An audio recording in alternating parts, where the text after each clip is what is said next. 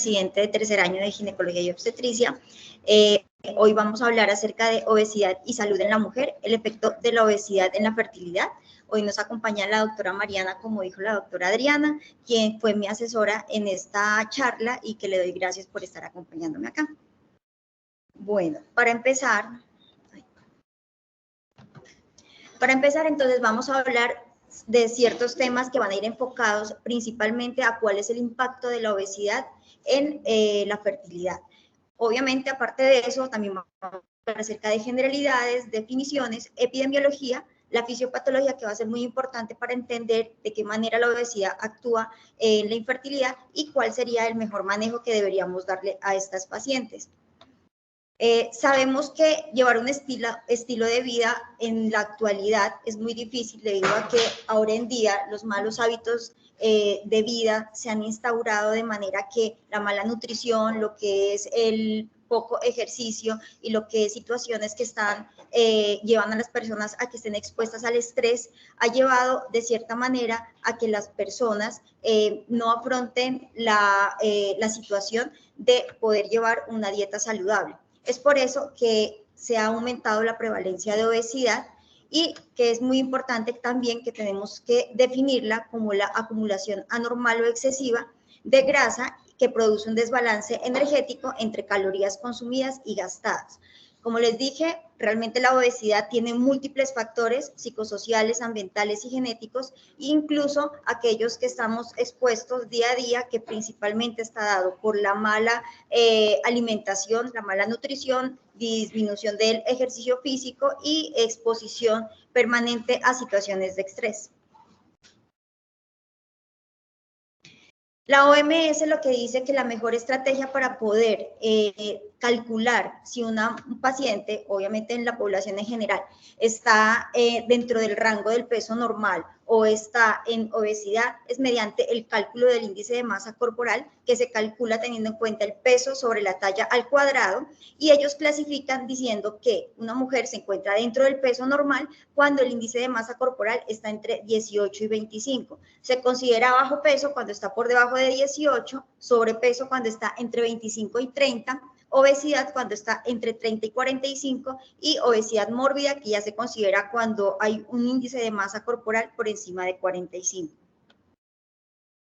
Las últimas estadísticas a nivel mundial que se dieron en el 2008 y que están registradas por parte de la Asociación Colombiana de Endocrinología y por las guías prácticas clínicas de aquí de Colombia, definen que el sobrepeso y la obesidad ha ido en aumento, haciéndose más prevalente siempre en las mujeres en comparación a los hombres. Respecto a las últimas estadísticas, la prevalencia del sobrepeso en las mujeres es del 35%, mientras la obesidad viene a ser el 14%. Además de eso, ellos sacan unas estadísticas en donde dicen que el sobrepeso y la obesidad se considera el quinto factor de riesgo para mortalidad en todo el mundo, colocándolo de que 4.72 millones de personas mueren a causa de esta enfermedad, porque la obesidad se considera una enfermedad crónica, y cada año mueren 2.8 millones de personas. Adicional a eso, describen que actualmente hay 650 millones de personas que viven con obesidad y hacen unas estadísticas por países en donde además describen que en Colombia el 58.4% de las personas están dentro de obesidad y dentro de sobrepeso. Es decir, más de la población o más de la mitad de los colombianos sufrimos de esta enfermedad. Adicional, consideran que aquí en Colombia la obesidad es el tercer factor de riesgo para mortalidad y hacen unas estadísticas también teniendo en cuenta el sexo, en donde miramos también que la prevalencia es mayor en las mujeres que en los hombres. En las mujeres la obesidad tiene una prevalencia del 20.1%, mientras el sobrepeso tiene una prevalencia del 35%. Aquí vemos adicional que la obesidad ha ido en aumento desde las últimas estadísticas. Por eso en Colombia se hizo una ley, que es la ley 1355 del 2009, en donde definieron que la obesidad, definida como una enfermedad crónica, como una causa de mortalidad, debe ser una prioridad en salud pública. Por lo tanto, una vez tengamos una paciente con obesidad, la idea es realizarle una intervención inmediata.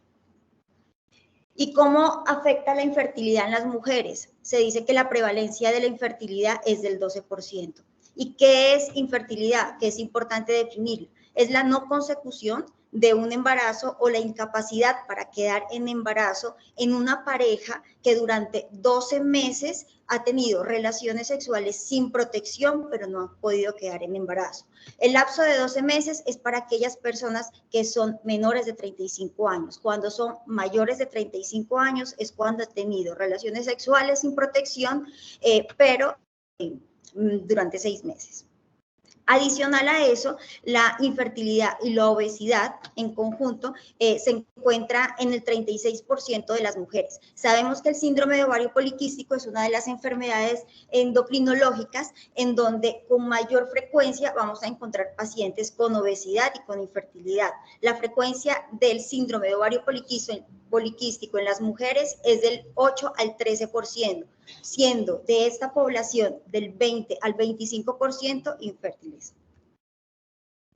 Entonces, tenemos que, para que una mujer pueda quedar en embarazo y llevar a cabo un embarazo a término, debe cumplir 4 condiciones esenciales. Primero, que tenga ovarios, trompas de falopio y útero en adecuadas condiciones. Y adicional a eso, un cérvix funcional. ¿Qué pasa? Se ha visto que el índice de masa corporal, cuando aumenta, está muy asociado a todas las alteraciones que a nivel ovárico se dan, lo que lleva a una alteración neuroendocrina, llevando alteración y alteración también a nivel del eje hipotálamo-hipófisis, lo que lleva a alteraciones y trastornos ovulatorios, conlleva eso a que haya aborto y además de eso, infertilidad. Pero entonces, ¿cómo va a actuar la obesidad en todo el eje hipotálamo, hipófisis, ovario para que produzca la infertilidad como tal? Aquí tenemos la parte fisiopatológica. Resulta que aquí los 3 principales autores son la insulina, los ácidos grasos libres y la leptina. Resulta que la insulina, sabemos que en la obesidad, la hiperinsulinemia y la resistencia a la insulina van a ser los principales causantes de la obesidad. La insulina tiene una especial afinidad por la LH, haciendo que en esta se refuerce su actividad. ¿Qué va a pasar? Al reforzar la actividad va a llevar a que haya un proceso acelerado de producción o de secreción de andrógenos para que se produzca aumento en la secreción de estrógenos. Por lo tanto, ese hiperestrogenismo va a llevar a nivel del ovario a una inhibición de la mitosis y a una alteración en la diferenciación celular, llevando a un bloqueo del crecimiento folicular y por ende al final un trastorno del ciclo menstrual con una oligoanovulación, que es la principal característica en estas pacientes. Ahora bien, la insulina también llega a actuar a nivel del eje hipotálamo-hipófisis. ¿Qué pasa? En esta aumenta la frecuencia de los pulsos de la GnRH. Esto va a llevar que se produzca más LH sobre la cantidad de FSH y es un círculo vicioso porque va a pasar exactamente lo mismo. La insulina va a actuar sobre la LH, va a inducir y aumentar su actividad sobre el ovario, va a haber un aumento de andrógenos, aumento de estrógenos y obviamente esto va a llevar a lo mismo que es la oligoanovulación. Sabemos que en la obesidad hay aumento del tejido adiposo. El tejido adiposo tiene una característica particular y es que ella expresa en mayor cantidad una enzima que se llama la aromatasa. ¿Qué pasa? La aromatasa tiene afinidad por lo que son los andrógenos y lo que hace es convertir los andrógenos en estrógenos. Entonces, y pasa este círculo vicioso. También la insulina actúa sobre la globulina transportadora de esteroides sexuales, que lo que hace es inhibirla con el fin de que disminuye la biodisponibilidad, aumenta la biodisponibilidad en circulante. Otra de las características es la acción de los ácidos grasos libres. Sabemos que en la obesidad hay aumento de los ácidos grasos libres. ¿Qué pasa? Esta lo que hace es dañar todas las células diferentes a lo que es el tejido adiposo. ¿Cómo las daña? Aumentando las especies reactivas de oxígeno. Esto actúa a nivel de la mitocondria y a nivel del retículo endoplásmico produce una alteración que lleva a una apoptosis celular y que obviamente como los ovocitos se consideran células que no hacen parte del tejido adiposo, estos ovocitos también resultan afectados por los ácidos grasos libres. Y la leptina, que es la que se produce a nivel de los adipocitos, actúa a nivel también del eje hipotálamo hipófisis ovario, haciendo que haya a nivel del hipotálamo y la hipófisis una alteración en la secreción pulsátil de la GnRH, llevando a una alteración en la producción de la FSH y LH, y aumento o disminución en la estimulación a nivel del ovario para que se produzca la foliculogénesis. Pero entonces, ¿cómo vamos a ver cuáles son los efectos desfavorables de la obesidad sobre la reproducción? Sabemos que la mujer con obesidad tiene una menor tasa de llevar unos embarazos a términos y menor tasa de recién nacidos vivos. ¿Por qué? Porque pues obviamente ellas tienen más dificultad para embarazarse. Asimismo, en ellas hay un aumento en el riesgo de presentar abortos. ¿Qué pasa? En la obesidad existe alteraciones a nivel de los espermatozoides, los ovocitos y embriones y el endometrio. Para que se dé un embarazo normal, se supone que estos tres aspectos, por así llamarlos, tienen que funcionar de forma regular y sincrónica. Pero al hacer que la obesidad empiece con cada uno de esos a alterarlos, pues obviamente va a llevar a que hayan alteraciones en el embarazo, produciendo principalmente lo que son los abortos. ¿Y cómo entonces va a actuar la obesidad a nivel de ese factor masculino? Sabemos también que las parejas con obesidad, debido a esa dificultad que tienen para llevar a cabo un embarazo, son las parejas o incluso las mujeres con obesidad que en mayor frecuencia ellas asisten a las terapias de reproducción asistida. Resulta que se han descrito en muchos estudios en que hay una alteración en el patrón hormonal masculino, en donde han observado que hay una reducción en los parámetros espermáticos. ¿Cuál es la reducción? Que encuentran la concentración espermática disminuida, el recuento total de espermatozoides, la morfología, la motilidad y también una mayor fragmentación del ADN espermático. ¿Eso qué lleva? A que haya una mala calidad de los espermatozoides y obviamente al realizar los tratamientos de reproducción asistida, eso va a llevar a generar una menor calidad de los embriones.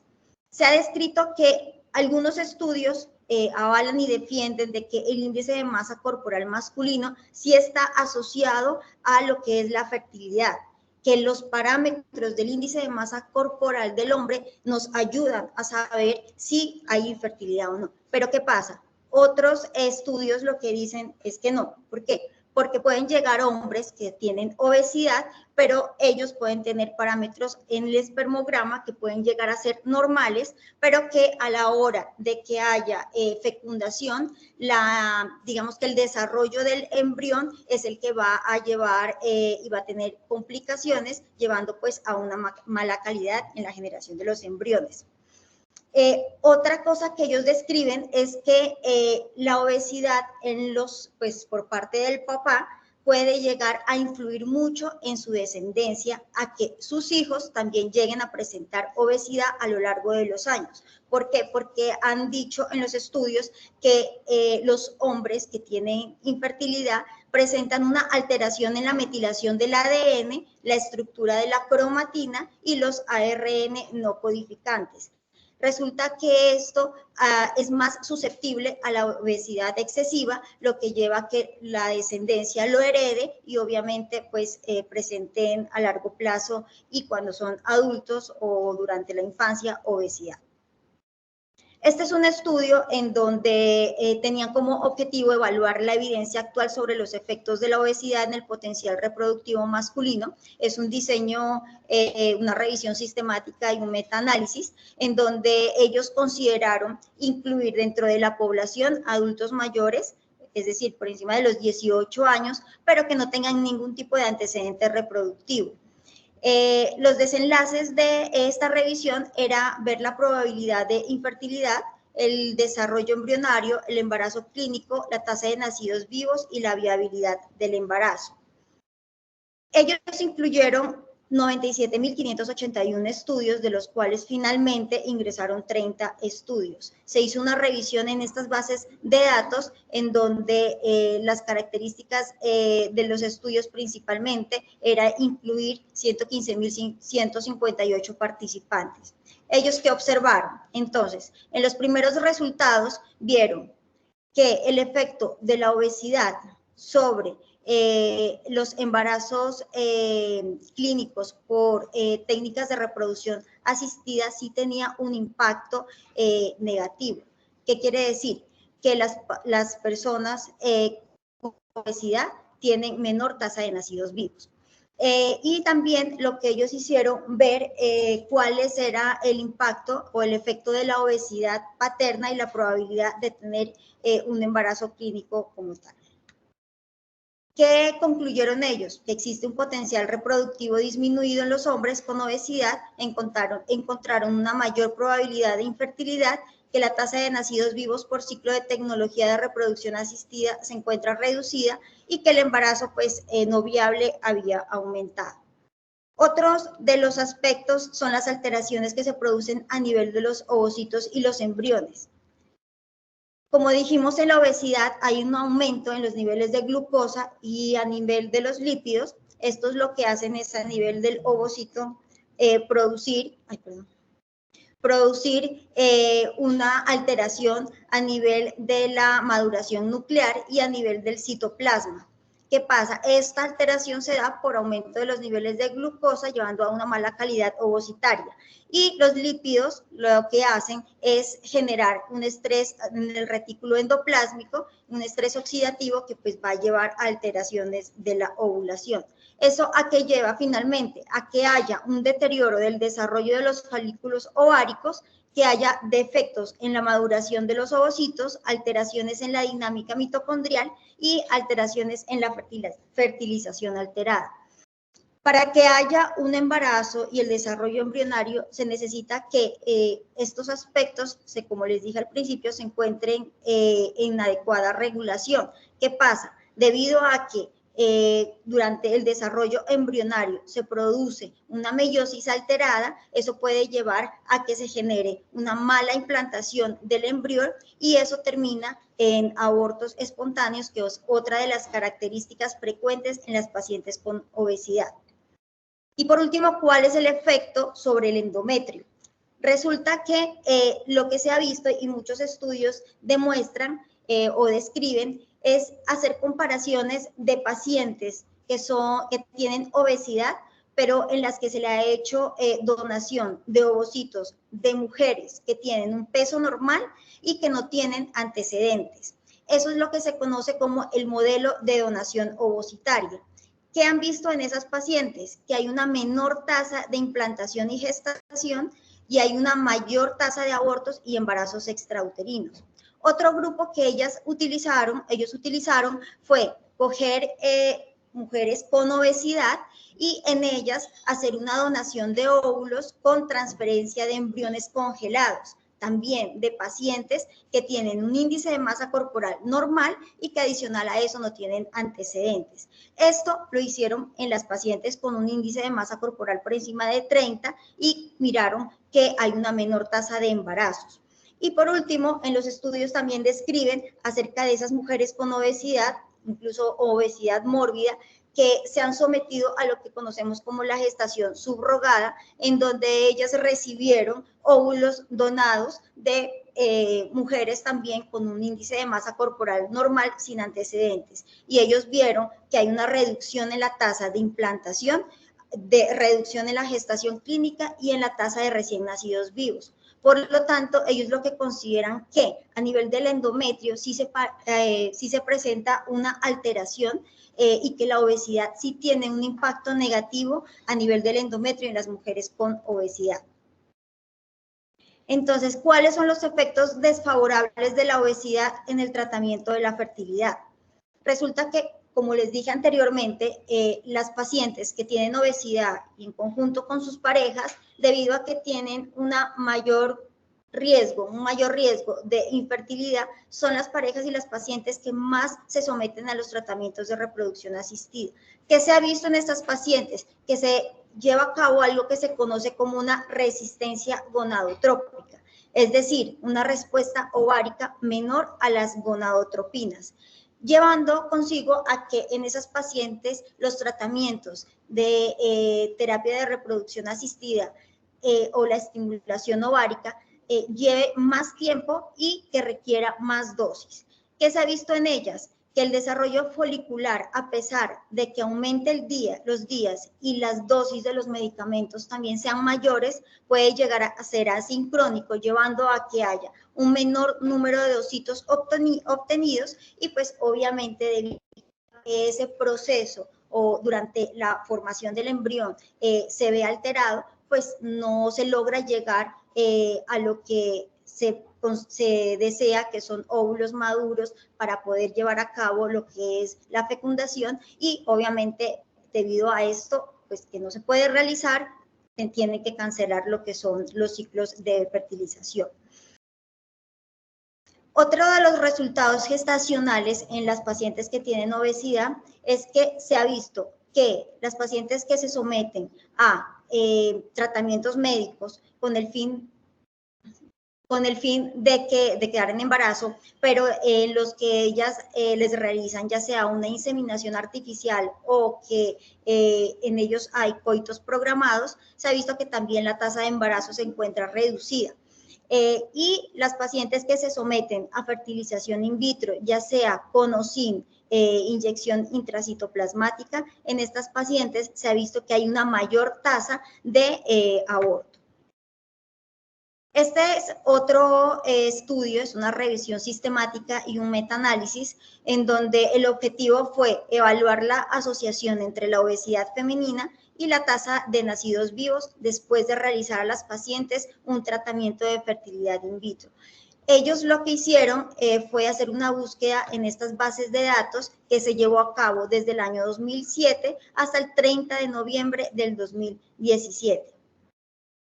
Ellos incluyeron inicialmente 486 estudios, de los cuales solamente 21 cumplieron con los criterios de inclusión, y lo que ellos pretendían era tener dos tipos de poblaciones, las que tenían obesidad y las que no tenían obesidad. Se guiaron, obviamente, por las normas de la OMS, teniendo en cuenta cómo es la clasificación del índice de masa corporal.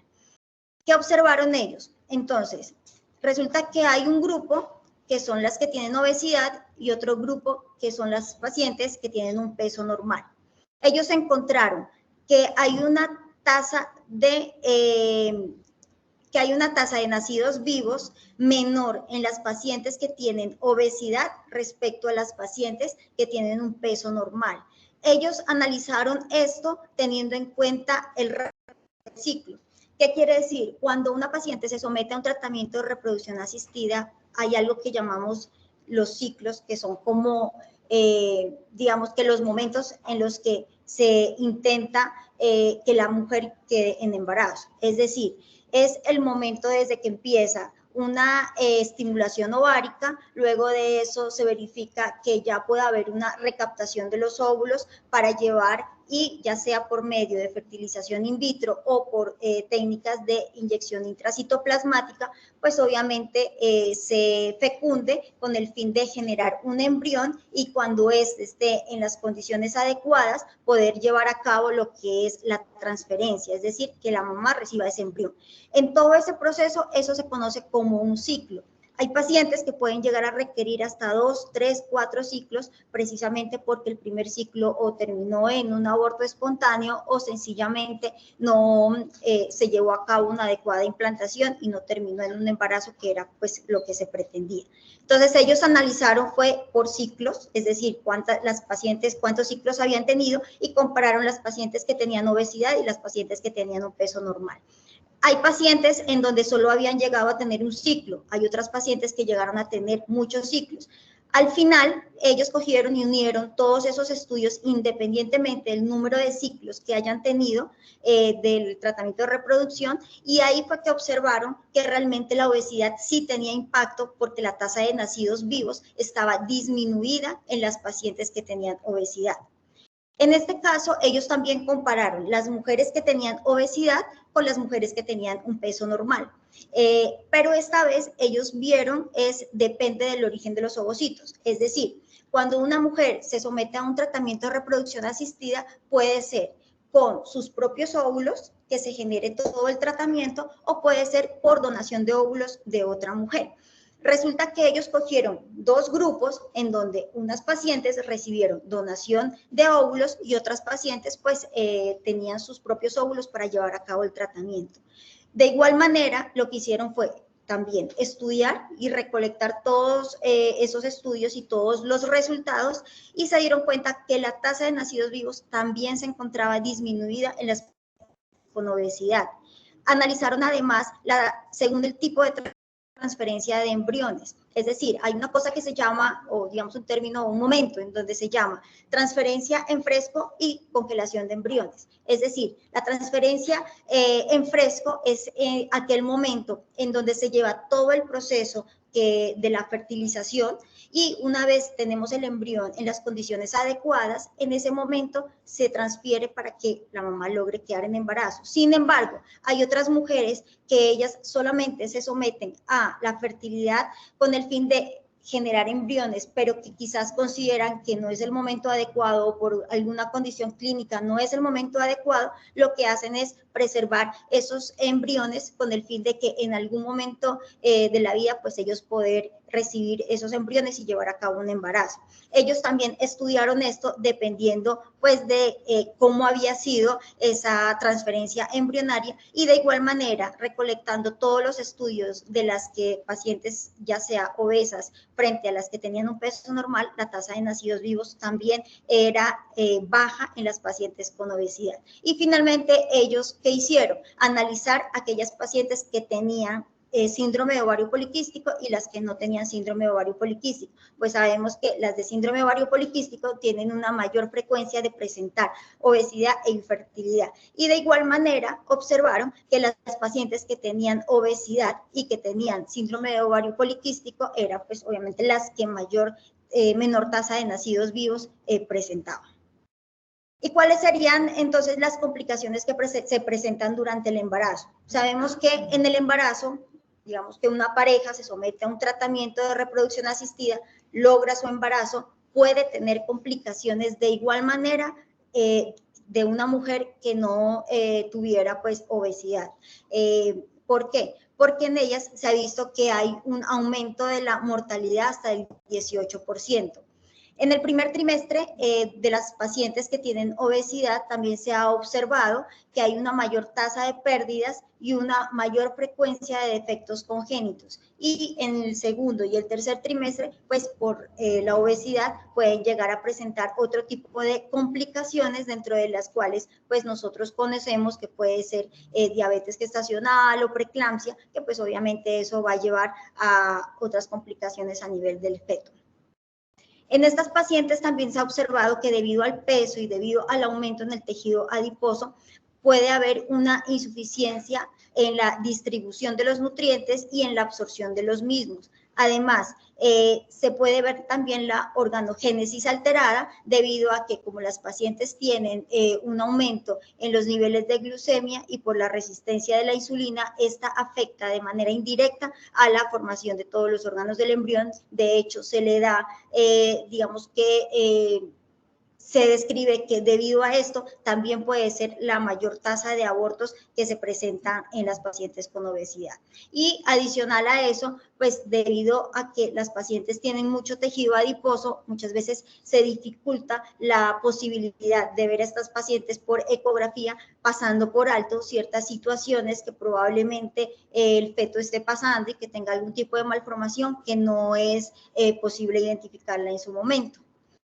En los recién nacidos vivos, el impacto que ha tenido es que en las generaciones ha llevado a un aumento en las enfermedades crónicas, como también en los riesgos cardiovasculares.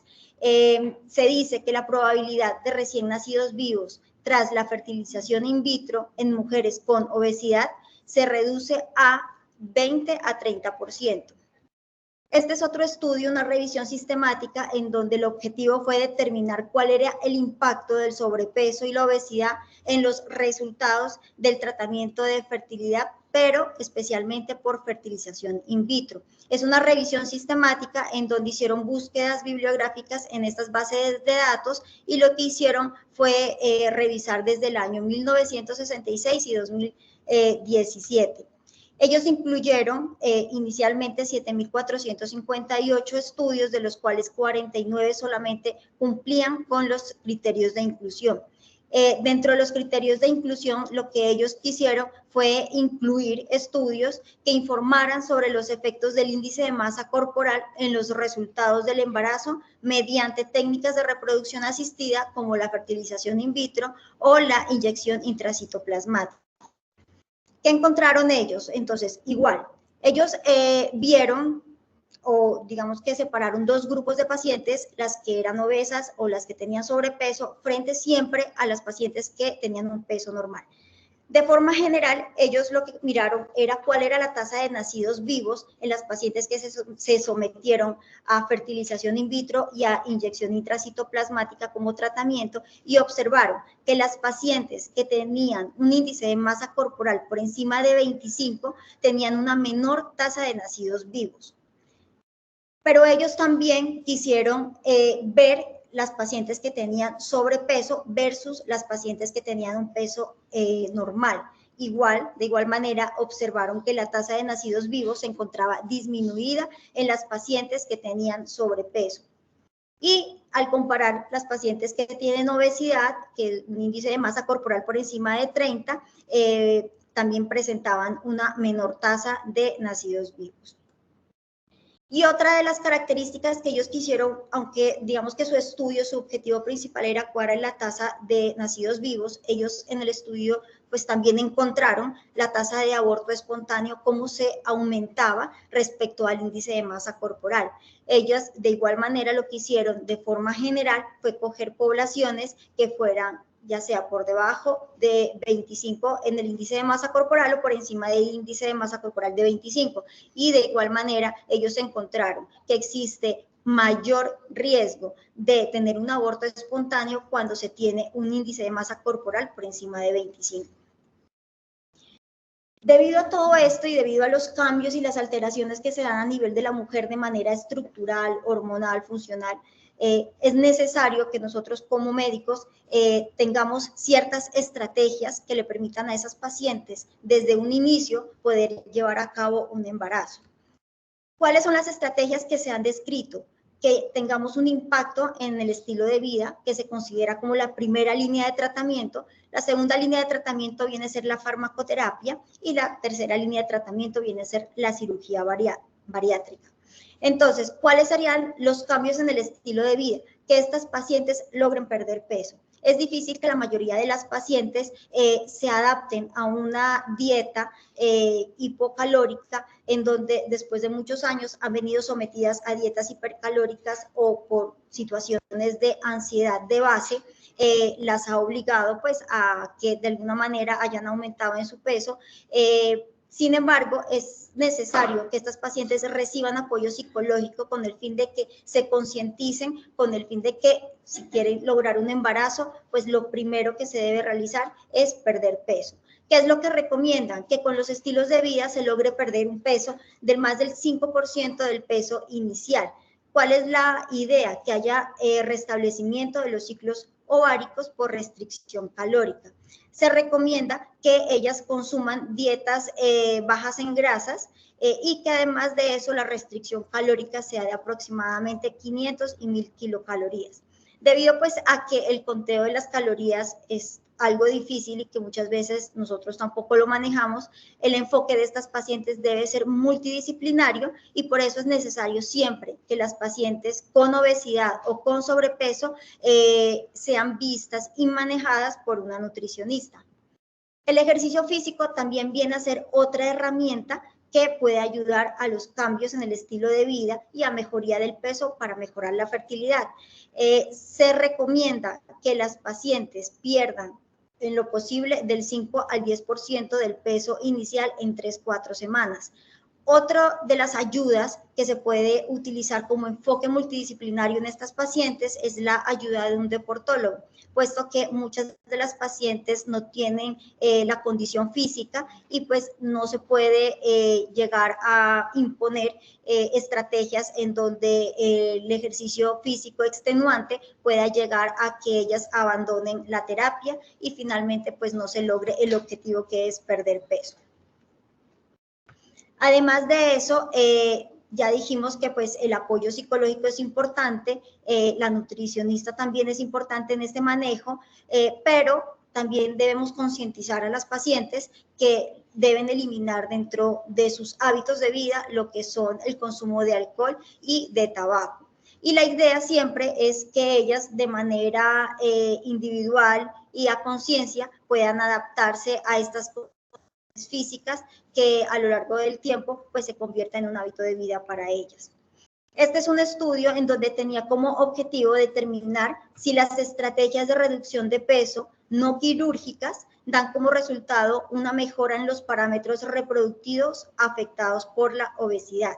Básicamente aquí lo que tuvieron en cuenta fue cualquier tratamiento de reproducción asistida y la concepción natural. Ellos hicieron una revisión en estas bases de datos desde 1966 hasta el 2016. Fue una revisión sistemática de ensayos controlados aleatorios. Ellos lo que hicieron fue incluir estudios, 6.514 estudios que finalmente terminaron en 40, los que cumplieron con los criterios de inclusión. Y los criterios de inclusión en este estudio eran hombres y mujeres con sobrepeso y obesidad, pero obesidad mórbida, que fueran estudios con intervenciones de cambios en los estilos de vida de los participantes que tenían no solo deseo de concebir, sino que también habían sido sometidos a tratamientos de fertilidad.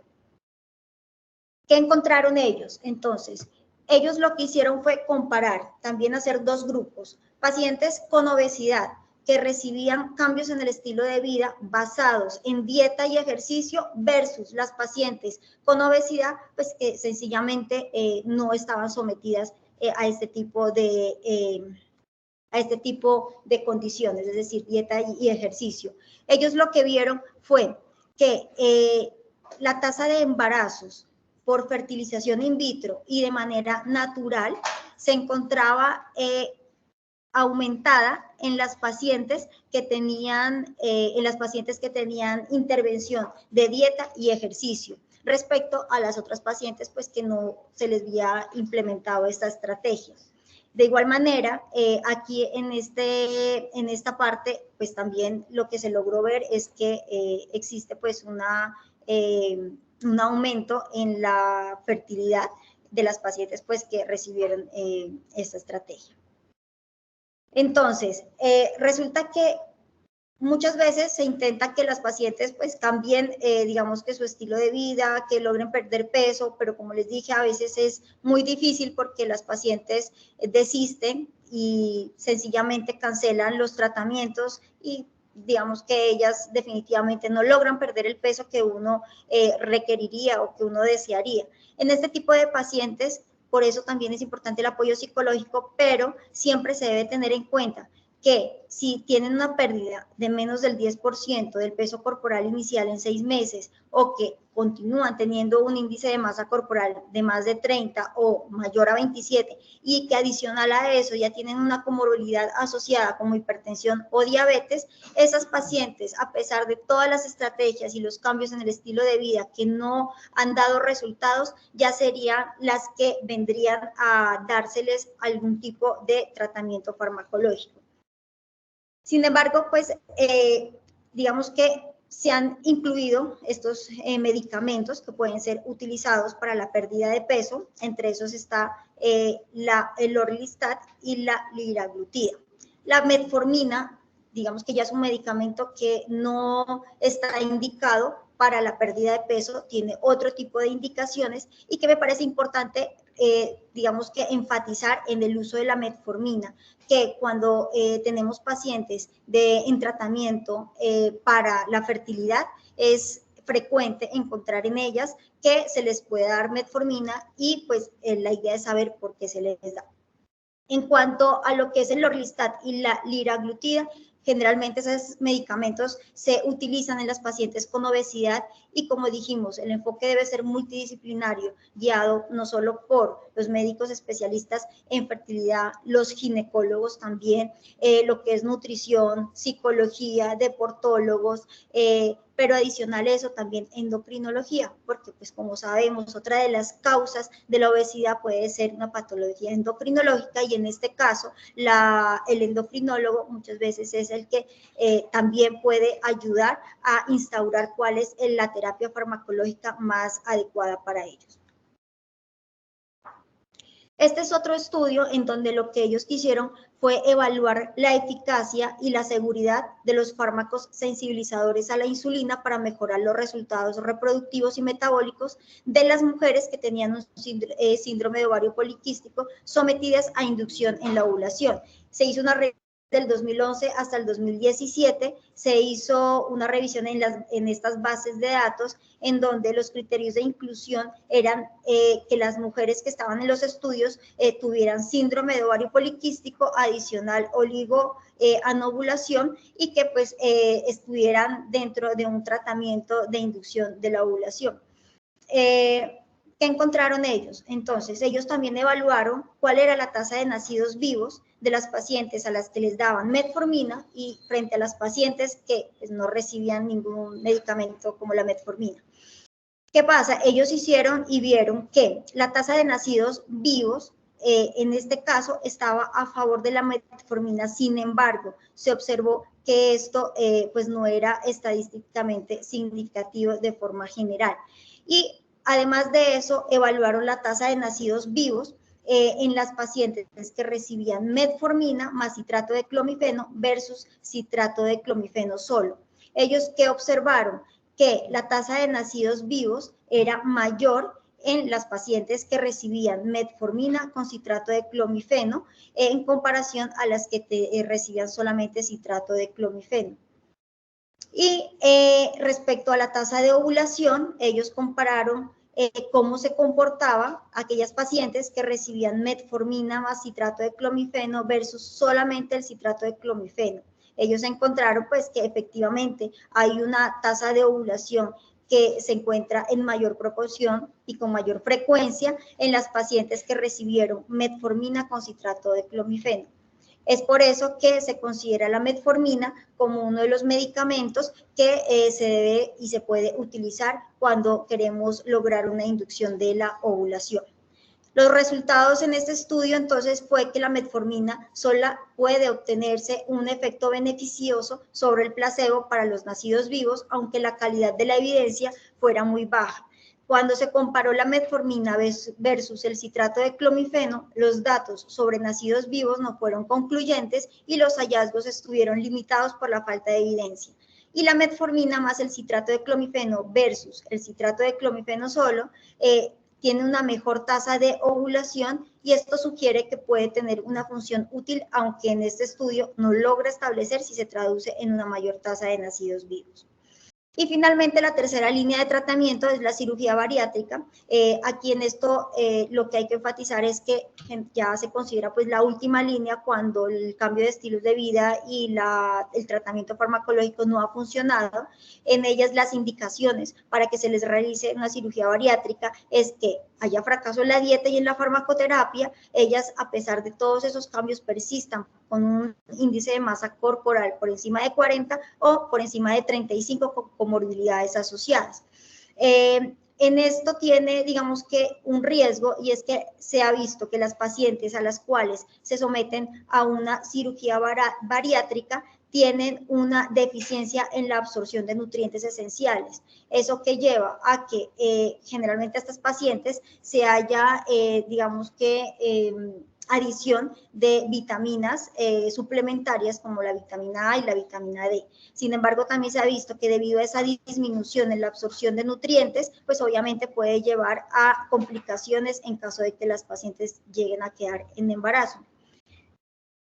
Y finalmente las conclusiones con las que pues nos vamos a llevar a casa es que la obesidad sí tiene efectos desfavorables sobre la fertilidad, que disminuye la tasa de nacidos vivos, que incrementa las complicaciones gestacionales tanto maternas como fetales, que existe un riesgo en la descendencia de padecer enfermedades metabólicas y no metabólicas y que digamos que la primera línea de tratamiento en la cual nosotros siempre debemos enfatizar desde un principio es enfocarla a la paciente con un equipo multidisciplinario, logrando tener pues cambios y mejorías en el estilo de vida con el fin y el único objetivo de perder peso para que ellos logren la fertilidad. Y ya, eso es todo.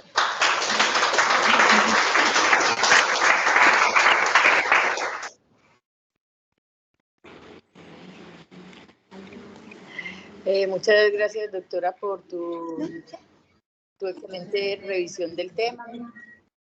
Hiciste una muy buena distribución como de las, digamos, preguntas a responder en esos diferentes momentos. Quiero darle pues la palabra en este momento a la doctora Mariana, la profe, que está dedicada a este mundo de la reproducción y bueno, de sus aportes, y gracias por estar aquí nuevamente, doctora. Gracias, doctora Adriana. Caro, felicitarte. Es una revisión muy completa. De verdad, Caro todos los días me mandaba un artículo nuevo. En serio, ella estuvo entregada a darnos pues como todo lo que se encontraba en la literatura y que fuera muy actual, porque el boom de obesidad en infertilidad fue aproximadamente 2016-2017. Y después de eso es difícil encontrar artículos nuevos, revisiones nuevas y nuevos estudios, porque ahora lo que el boom en fertilidad pues este año y los años anteriores han sido otras cosas. Entonces felicitarte, súper completa.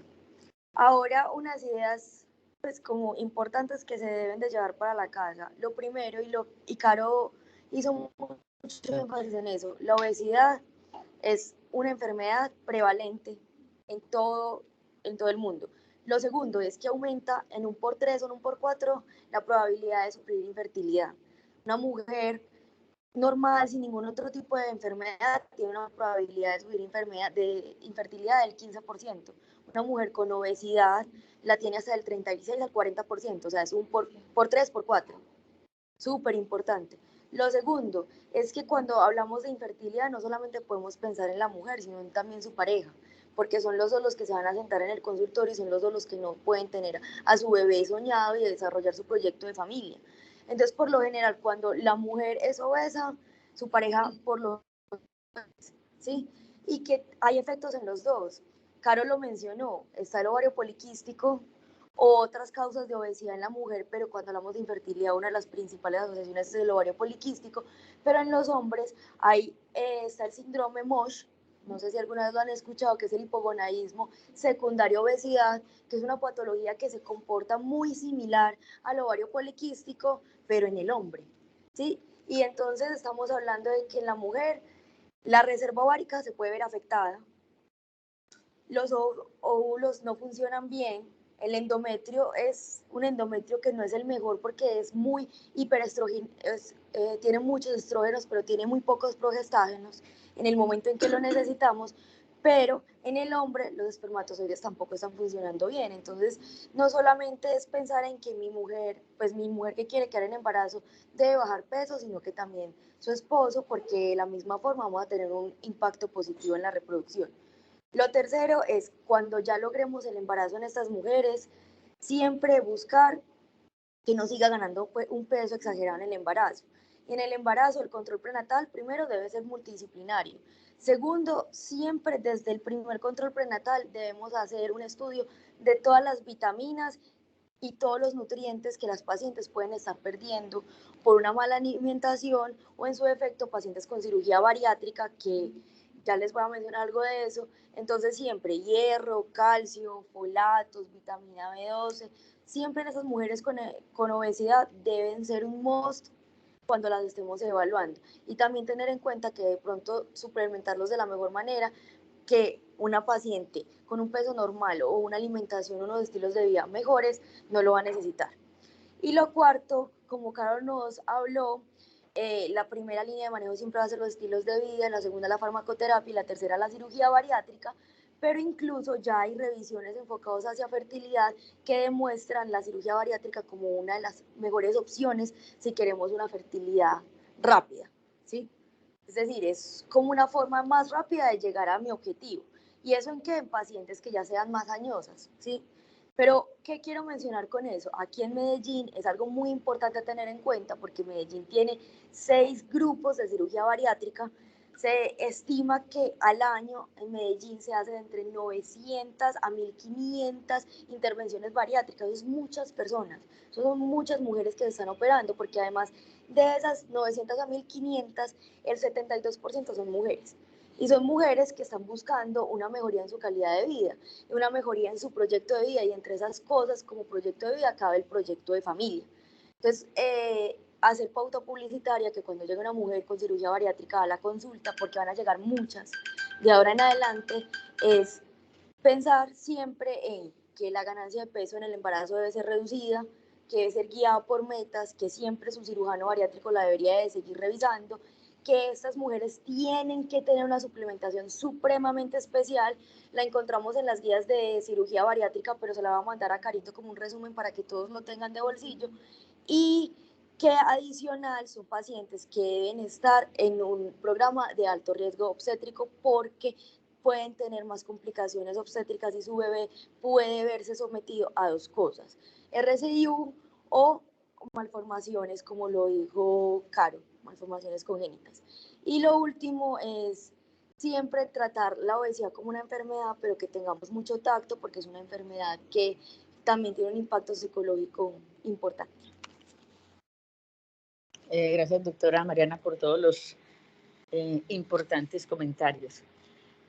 No sé si alguien del grupo que está virtual, de los profes o estudiantes, quiere hacer algún comentario, alguna pregunta, o de los que tenemos aquí, digamos, presenciales. Doctora Andrea. Bueno, no, felicitar a Caro, porque creo que hizo una revisión, pues como muy extensa, y se cumplieron con los objetivos de la charla. Yo sí tenía como una pregunta, pues que me llama la atención. Yo sé que, pues sabemos que la obesidad impacta pues en la salud de la mujer en muchos aspectos, ¿cierto? No solo pues en el tema de fertilidad, sino también en los riesgos obstétricos una vez la paciente se embaraza. Sin embargo, ¿cierto?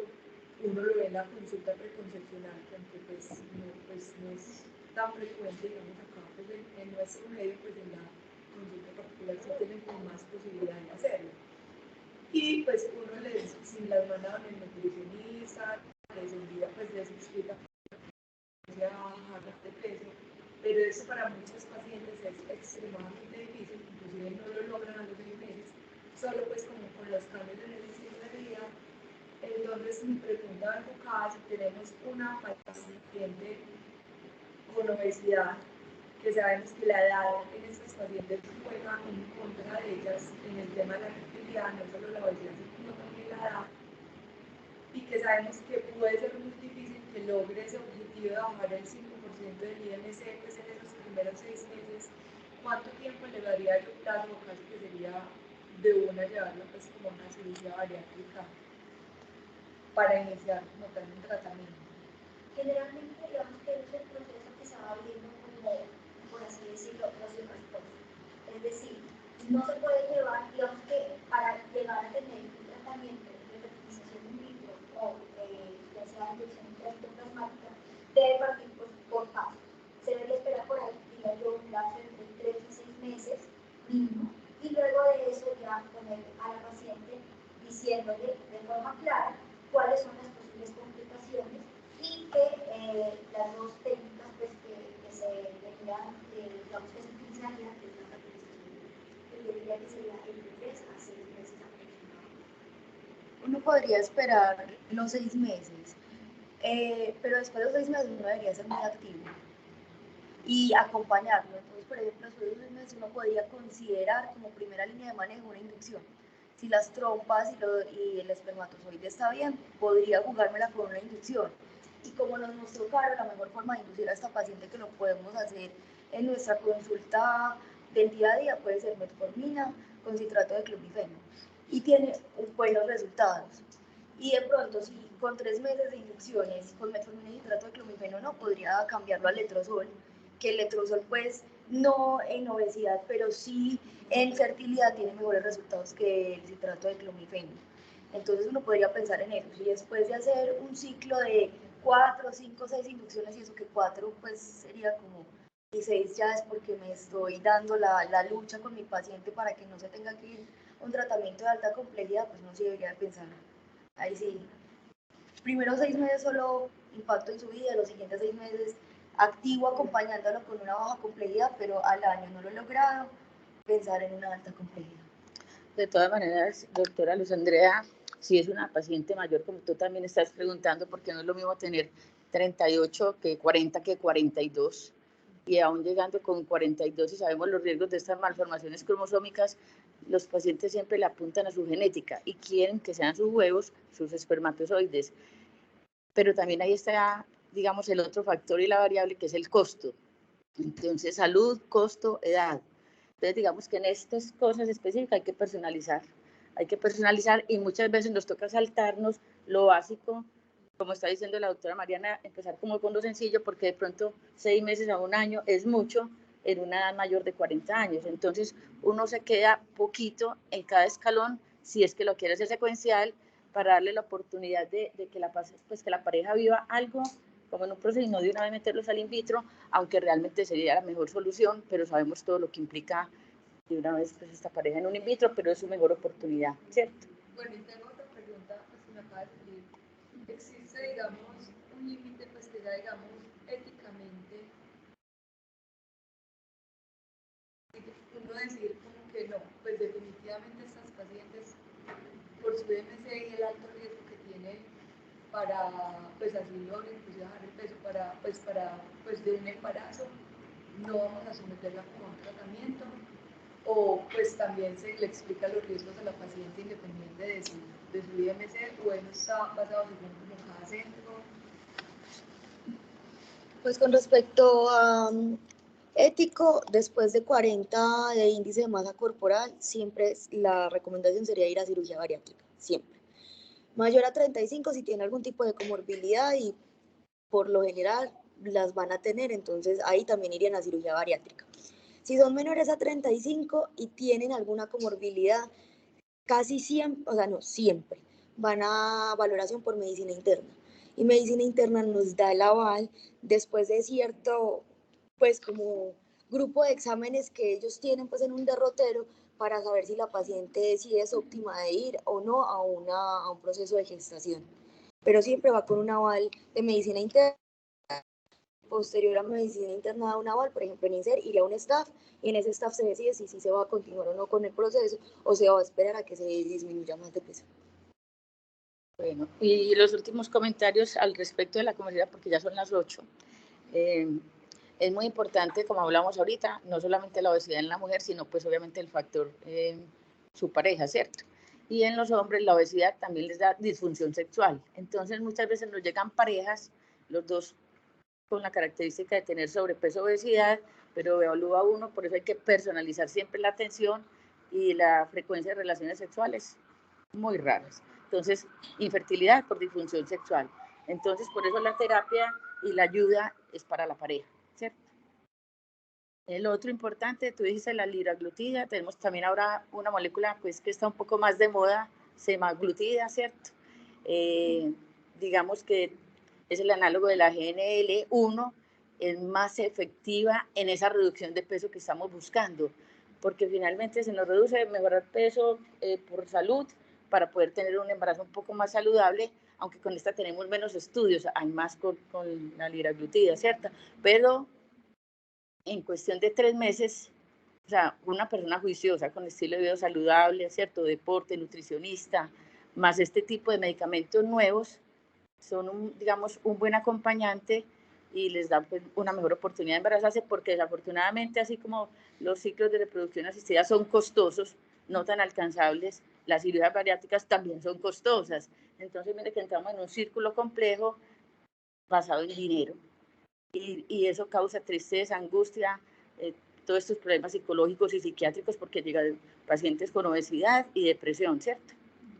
Y todo lo que implica pues todo lo que hay en este camino, que es largo, porque uno tiene emociones encontradas. Se embarazaron, todo felicidad, pero abortó, ¿cierto? Y pasa por todo lo que nos explicaste. Entonces tenemos que tener ese manejo interdisciplinario de ayuda como para poder tener ese mejor resultado, porque no es fácil de manejar y ya sabemos que sí es una situación totalmente adversa desde la fertilidad y todos tenemos que saber pues enfrentarla y manejarla. Y en la otra parte, una parte de la cirugía bariátrica como tal, cirugía, pero hay otras un poco menos agresivas, entre comillas, si pudiéramos decirlo, que es los balones. Los balones también se están usando mucho en el mundo. No hay tanta disminución de peso en el tiempo, porque puedes ver pacientes que pierden 30, 40, 50 kilos, y con un balón, pues depende de lo que tú estés buscando. Entonces pueden bajar 5, 10, 15 kilos, pero tú claramente dijiste el porcentaje que quisiera uno, pero si sigue bajando, pues mucho mejor, porque va a ser menos riesgos para su salud como tal, todos esos riesgos cardiovasculares y cáncer y todo lo que hay alrededor de la inflamación, sino también todo lo que implica el periodo del embarazo, las complicaciones del embarazo y la herencia que le dejamos a los niños que nacen con todos estos problemas, ¿cierto? Bueno, doctora, felicitaciones por tu presentación, un muy buen desarrollo del tema y muy buena revisión, como dice la doctora Mariana. Doctora Mariana, gracias nuevamente por acompañarnos y a ustedes un feliz día.